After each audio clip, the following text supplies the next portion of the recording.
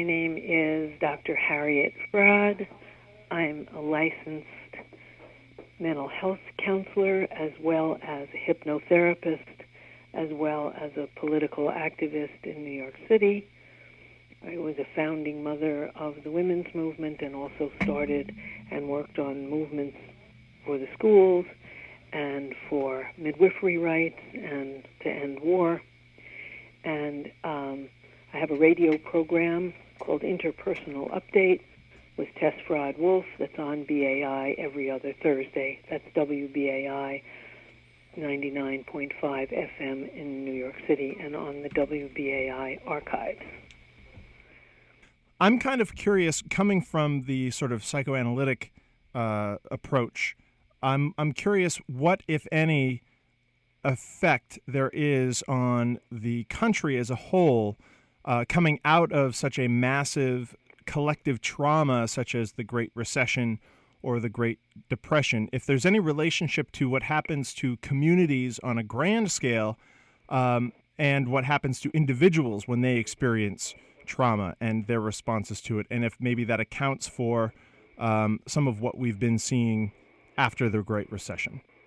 Yeah, well, part of what we have to understand is there is no after the Great Recession. This has been a largely jobless recovery where the stock market has recovered wonderfully and where the average person has had a lowered standard of living across all areas. Of course, that doesn't include every single human being, but on every age group, in every group of education, from the advanced degrees to the no high school, people have suffered and continue to suffer as of 2013 when the statistics came out. There's huge suffering where people have been reemployed. They've been reemployed at lower wages without benefits. And so that we're not coming out of any recession. But this is a tale of two depressions. And there's some statistics that really do illustrate the personal effect. So, for example, for every uptick of 1% in the number of unemployed, there's a huge uptick in emergency room of shaken baby syndrome, which is when babies are shaken so violently that their brains turn to jelly and they become blind or retarded or die. And that's done when babies are crying and people can't stand the extra frustration in their lives, particularly guys who are stronger, and shake their babies. Child abuse goes up with the recession. And what has happened is on the personal front, people are much more depressed. There's a big uptick in the taking of psych drugs, partly because the psychopharmaceutical solutions are so widely advertised and sold to doctors who often get kickbacks, but partly it's also because people are depressed. And they are depressed because they blame themselves that they can't get ahead.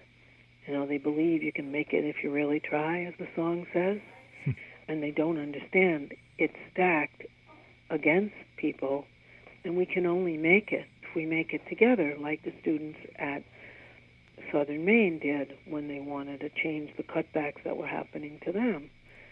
But Americans haven't yet, in as great a numbers as they need, banded together to do something about the huge reallocation of income up, and so that people sit with their depression. The poorest states, like Mississippi, are the fattest, because people sit in front of their TVs and literally eat their hearts out. And they have the highest rates of child abuse, the lowest rates of academic achievement, and so on. And so that a depression economically translates into anxiety, depression, and violence.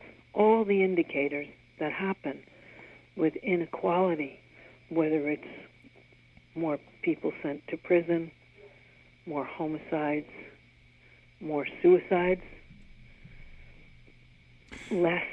more divorces, all of those things, all the signs of conflict and upset go right up with unemployment and underemployment. And so that what we're talking about is not some kind of very abstract connection. We're talking about very real pain, psychological pain that is devastating. The most underemployed Americans are men over 50. And it's particularly sad because many men define themselves, what are you worth in terms of their employment. And for every spike up in unemployment in that group, there's a spike up of 1% more unemployment of that group, 3.8% more suicides in that group, where men feel like failures in the years that they're supposed to be harvesting their gains and at the top of their game. They're unemployed and terrified and isolated. Well, and so we're not talking about a connection that's hard to make. I'm sorry. Oh, go ahead. I'm sorry to interrupt you. Well, I'm curious. I wanted to jump in because I thought you made an interesting point about how people are feeling effectively factionalized, and they're turning inward and going to some potentially pretty dark psychological places as a result of the trauma. And that was kind of what I was getting at with the initial question. I think after experiencing a trauma, an individual often experiences a sense of disempowerment. And I'm wondering if that applies on the grand scale too. And if so, how can we begin to forge connections on the ground level between people who have been so adversely affected by this economic downturn? Well, that's a brilliant point, that when trauma affects people totally outside their own doing, so they can't see that it has anything to do with themselves, so they can't correct it by making a change, then people are very depressed and feel powerless. And I think that has happened for a long time. But what is happening now is that people are beginning to understand that they're not alone and it's not a personal failure, and they're reaching out towards other people.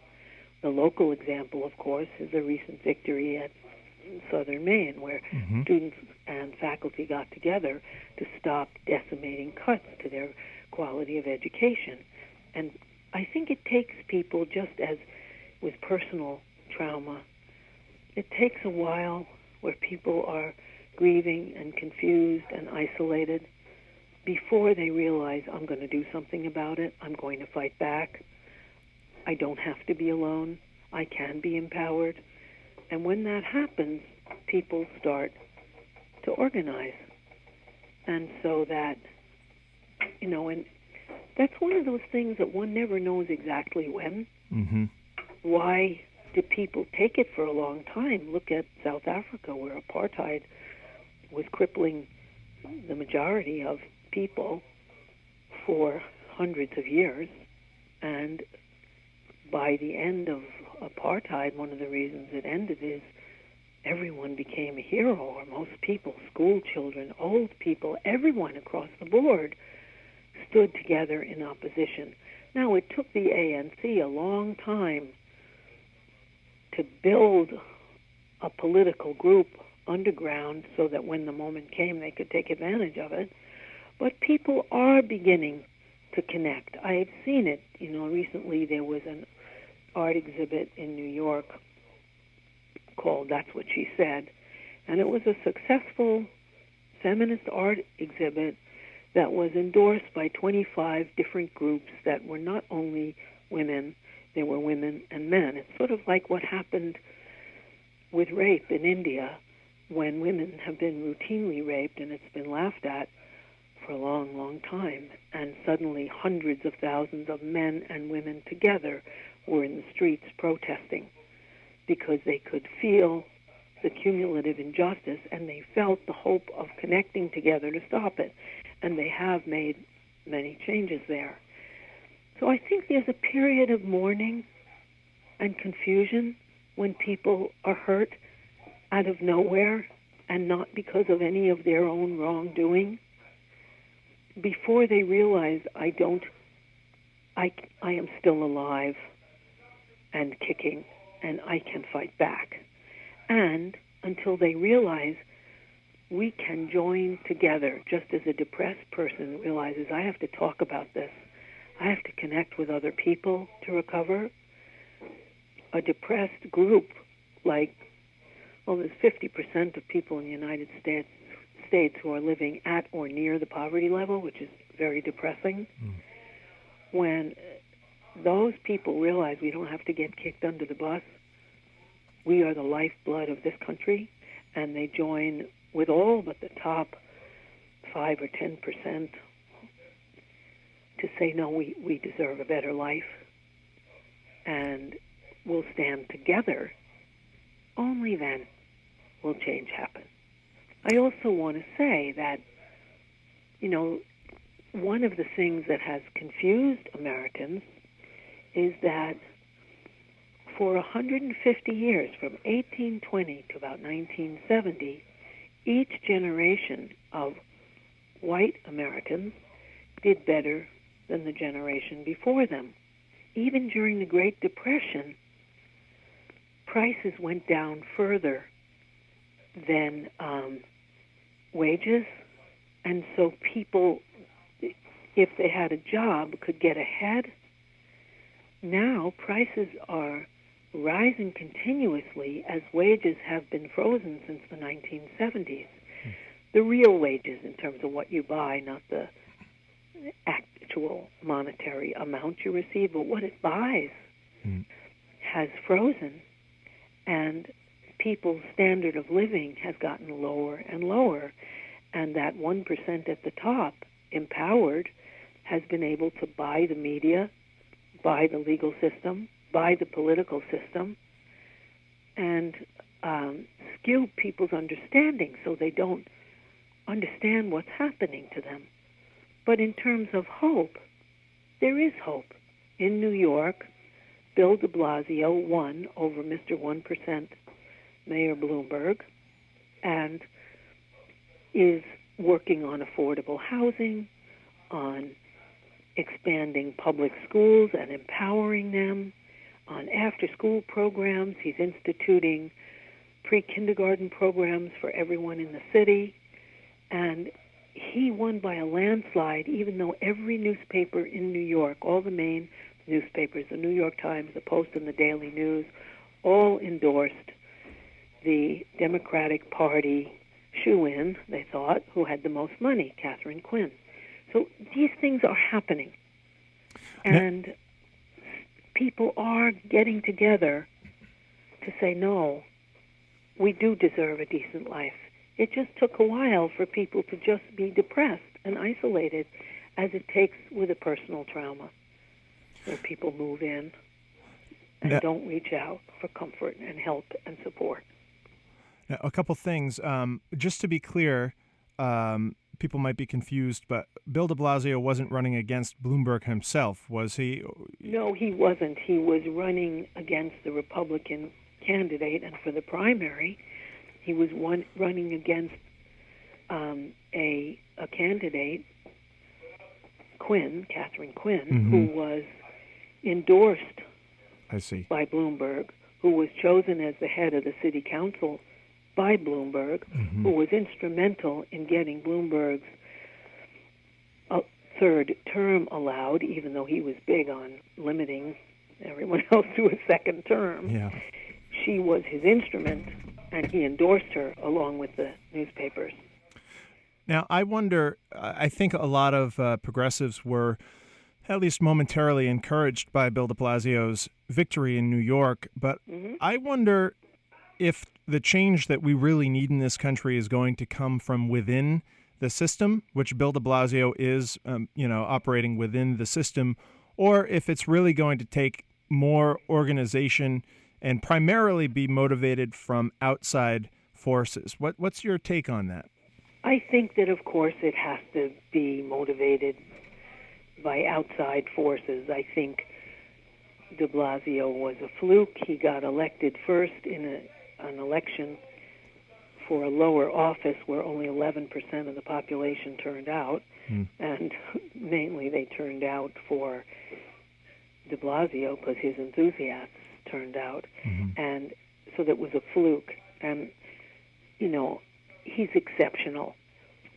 Those same parties, like the Democratic Party, that sat on their hands while the Supreme Court was loaded with the judges it has now, and while wars are waged, and they supported them and supported using our nation's resources to benefit the top and the military instead of the mass of American people.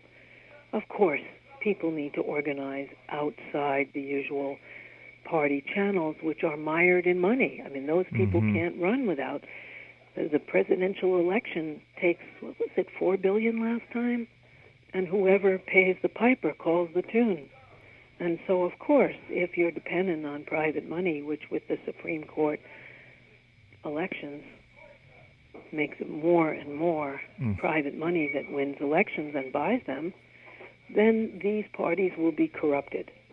And people will have to go outside of that. And a successful beginning, which is unsuccessful in the long run, but made a big difference, was the Occupy movement, which in its 3 months of existence, before the calculated and coordinated smackdown across the whole country against Occupy, but in those 3 months they changed the language.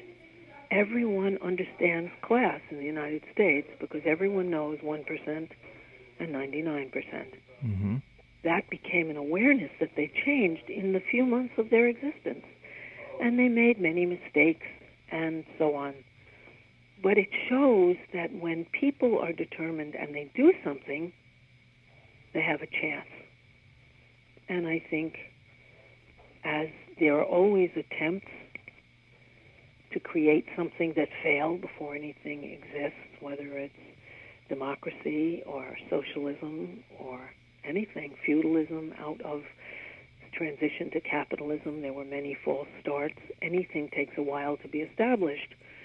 But I think, of course, the system is so corrupted by money that there will have to be alternative organizations to change things, because the ways that you change things within a system are so overwhelmingly controlled by the money at the top now.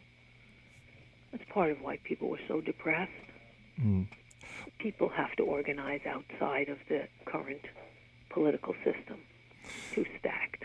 That's right. I think increasingly citizens are feeling, well, in fact, recently Princeton just released a study. I'm not sure if you read about this, but they looked at legislative policy and determined that America can effectively, practically speaking, no longer be called a democracy because That's right. the policy is no longer based on the popular will of the people. It's based on, a well-connected, powerful oligarchic few, and is based on their wishes. Absolutely. So that's an interesting study. And I wonder about, it's tempting to be encouraged by the Elizabeth Warrens and the Bernie Sanders and the Bill de Blasios, but I wonder if they're not sort of the political version of, say, a Bruce Springsteen, who I like very much, but, has really kind of cultivated this populist image that he uses to great effect.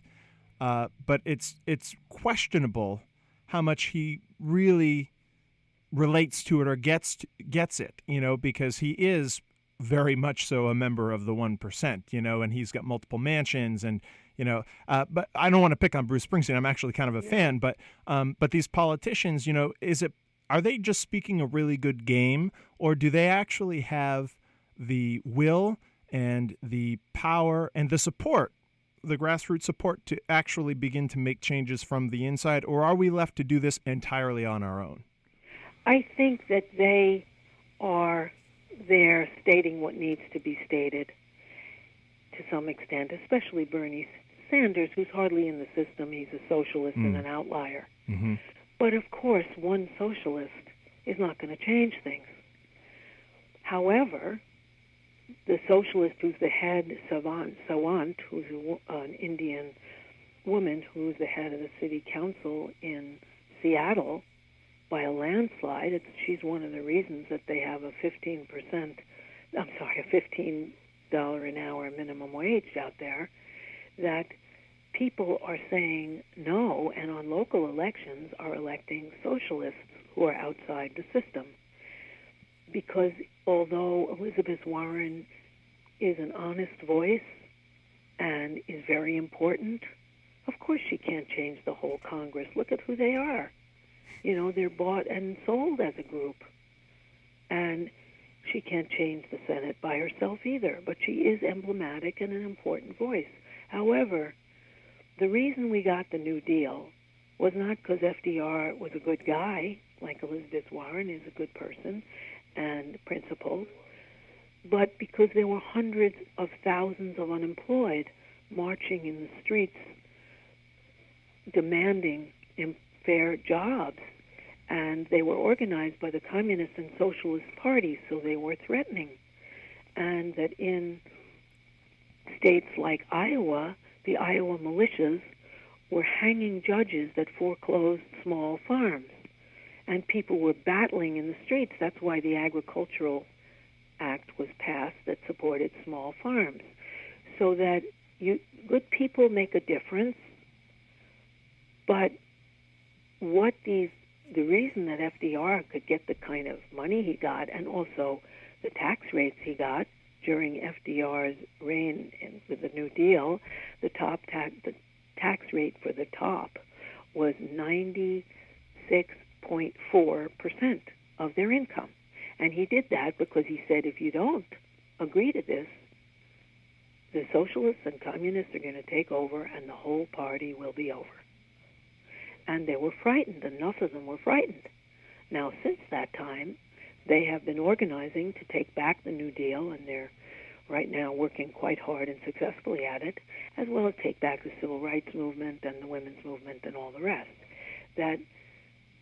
But the reason the war in Vietnam was ended, I believe, was because there were riots in the cities, and people were marching, a huge anti-war movement of millions of people, and they felt they couldn't keep fighting an unpopular war while the streets were blowing up.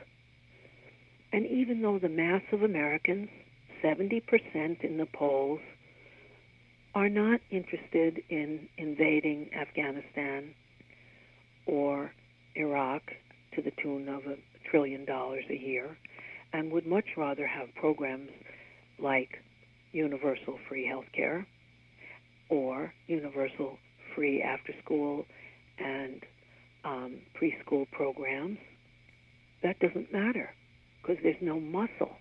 For the mass of people, if you want to get something done, the muscle isn't going to the polls to vote for somebody who has to raise wild amounts of money.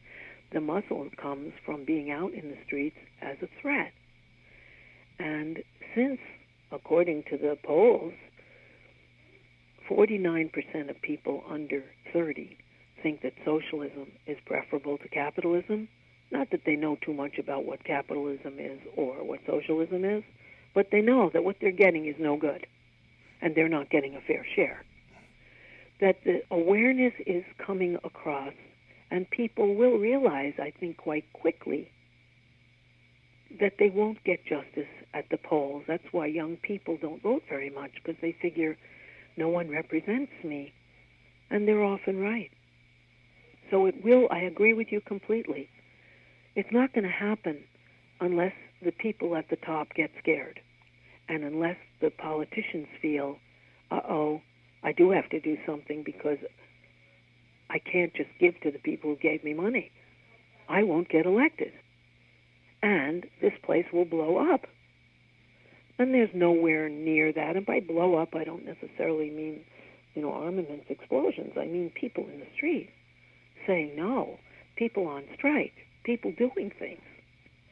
And that's only beginning to rumble now as a national movement. It is amazing that in Seattle, an avowed socialist with a very radical program and an immigrant woman is the head of the city council. It's kind of amazing. And the fast food workers are very successfully organizing. That's amazing. And as more and more of this happens, that will change. Because what they did is a very long-winded answer, so please interrupt me if you want to.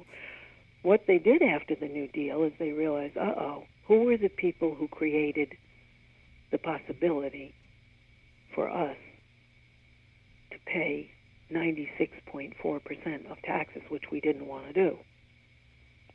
And now, of course, they've achieved paying no taxes if they have their money in the Canary Islands, who naturally, if faced by the U.S. government forces, would fork up that money, or who have fancy tax lawyers to get out of paying taxes so that they pay a minimal amount. Romney said he does pay taxes 13%. Of course, that's less than his secretary. As Warren Buffett said, his secretary pays more taxes than he. That this coalition that was formed and forged during the New Deal had three parts. The Communist Party, which was active both in the South and in farming. Tenant farmers organized under the Communist Party quite successfully. So it was the Communist Party, the Socialist Party, and a very radical CIO, uniting labor in a way that had never been done. And there were many communist and socialist organizers in that who had a vision of workers controlling their own lives. And so what they've done since then is very deliberate. They first had the anti-communist crusades of the McCarthy period after the war in the 50s and expunged the communists and the socialists as if they were fellow travelers to the communists. And then they went after the unions, and now there isn't a very strong left presence of socialists or communists or any anarchists or other groups that are fairly well organized.